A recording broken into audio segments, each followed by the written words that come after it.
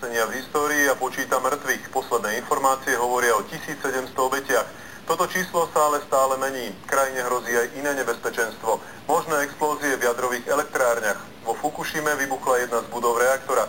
Úrady okamžite evakuovali 45 000 ľudí z okolia. Vo vzduchu totiž namerali zvýšenú radioaktivitu.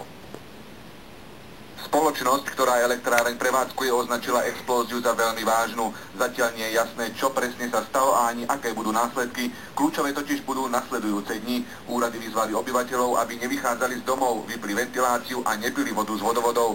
Dokonca im plánujú rozdávať jodid draselný, ktorý sa používa pri ožiarení.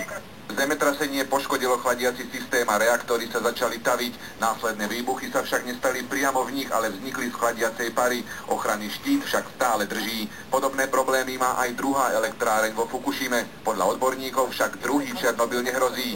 Zatiaľ. Radioaktívne jadro sa musí stále ochladzovať. Ľudia v elektrárni musia čím skôr zapojiť záložný generátor, inak sa jadro môže rozstaviť a to by bola tragédia. V plameňoch sú stále aj rafinérie. Problémom v blízkej budúcnosti môžu byť aj chemické továrne, ktoré ležia na pobreží a otrasy ich mohli poškodiť. Situácia však pod povrchom zeme stále nie je pokojná a úrady sa obávajú ďalších tsunami.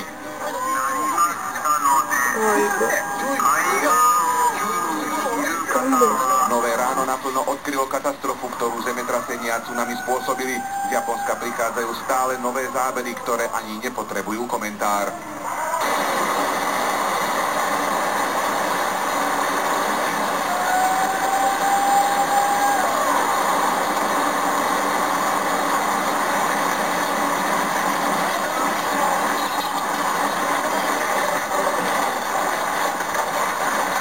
Do záchranárskych prác zapojilo asi 50 000 ľudí. Postupne prichádza pomoc aj zo zahraničia.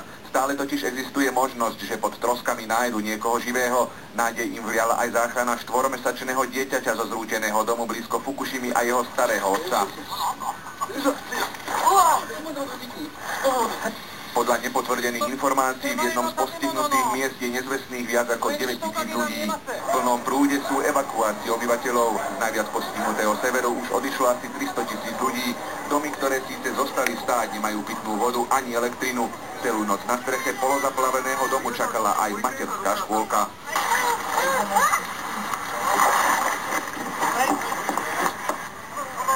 Zemetrasenie v Japonsku rozkývalo aj mrakodrapy, ktoré by v inej krajine zrejme taký nápor nevydržali. Okrem toho skrátilo piatkový deň o 1,5 mikrosekundy. Pobrežie ostrova Honshu sa posunulo o vyše 2 metrov a dokonca o 25 cm sa posunula aj zemská os.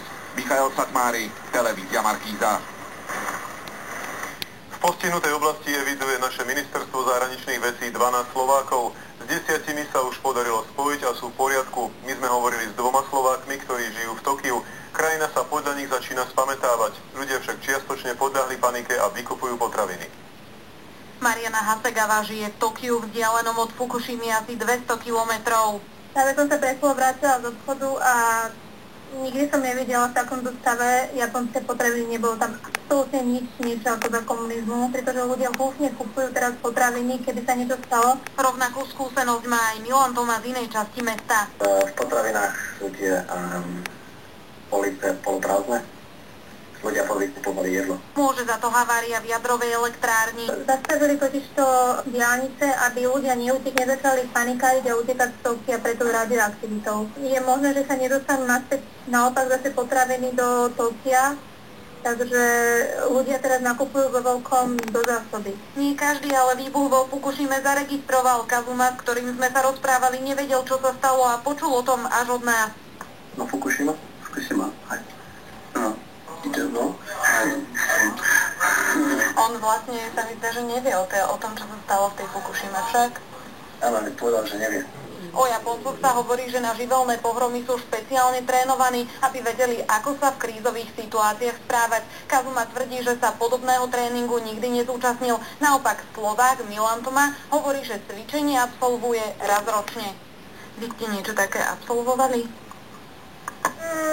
Nie veľmi, ale samozrejme dostávate stále nejaké letáky s tým, ako sa pripraviť na zemetrasenie, čo treba robiť. Mariana býva v Japonsku 14 rokov. Ako pozná Japoncov a ich mentalitu, krajinu sa pokúsia rýchlo obnoviť. Japonci sú typickí tým, že Shogunai. To znamená, nič sa nedá robiť, proste treba ísť ďalej. Naozaj sú perfektne zorganizovaní, je to ako perfektne zorganizované mraveníctvo po každej takéto chaotickej panickej situácii. To veľmi, veľmi rýchlo vedia dať zase všetko naspäť do pôvodného stavu. Silvia Pňačková, televízia Markíza. Japonská tsunami sa šírila celým Pacifikom. Úrady stiahovali 10 000 ľudí z pobreží do vnútrozemia.